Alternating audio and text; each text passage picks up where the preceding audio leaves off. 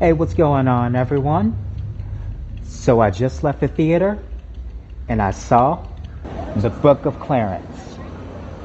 So the Book of Clarence stars Lakeith Stanfield as Clarence.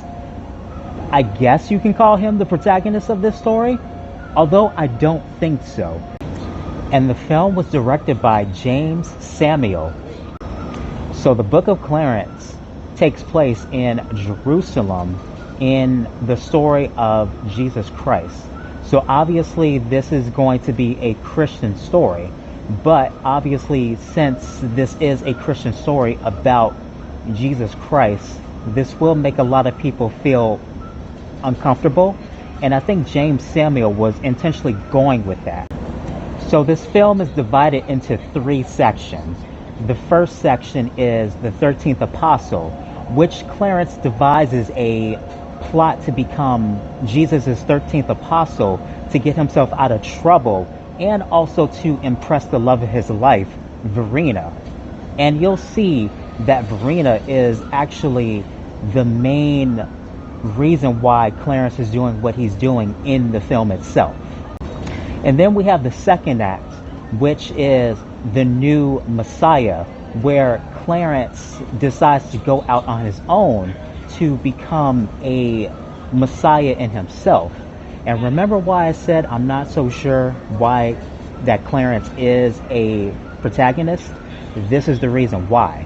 Because Clarence is actually an atheist who does not believe in God or the miracles that he's heard of God. So he actually devises a way to trick the people to giving him money by saying that he's the Messiah himself to gain wealth and notoriety.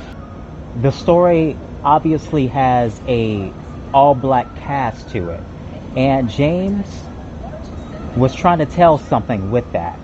So there's a little story going about where a lot of people are under the impression that the true chosen people are that of a melanated skin color. Want to have a brief announcement to make? Jesus was black. So that's the first reason why this film may make a lot of people uncomfortable. We also have James McElroy appearing as Pontius Pilate. Now they did not say that in the movie, but it was obvious that James McElroy is appearing as the antagonist. And then we have the third act, which is the crucifixion.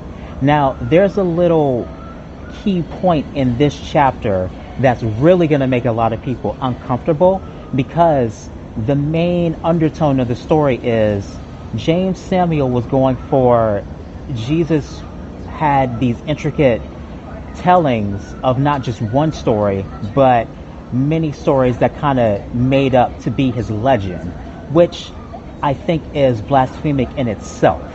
So I do have to admit, this is a very blasphemous story that does have the underlining lesson to it. So the lesson that Clarence learns here is he goes from not believing in God to knowing God is real and God is there. And it's kind of funny how God chooses the people that he wants to teach these lessons to, because he was definitely playing a role and a vehicle in getting Clarence to understand his role in all of this. And surprisingly, there was an actual Jesus in this that did make an appearance, but this Jesus was a background character to the blasphemic Clarence's Messiah role. And somehow Benedict Cumberbatch's character, which is a beggar by the way, somehow gets mistaken as this not so melanated Jesus, which was kind of weird how that happened. Overall, the music was a vibe, the scenery was a vibe.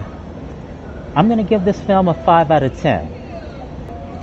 So that's going to be my review of the Book of Clarence.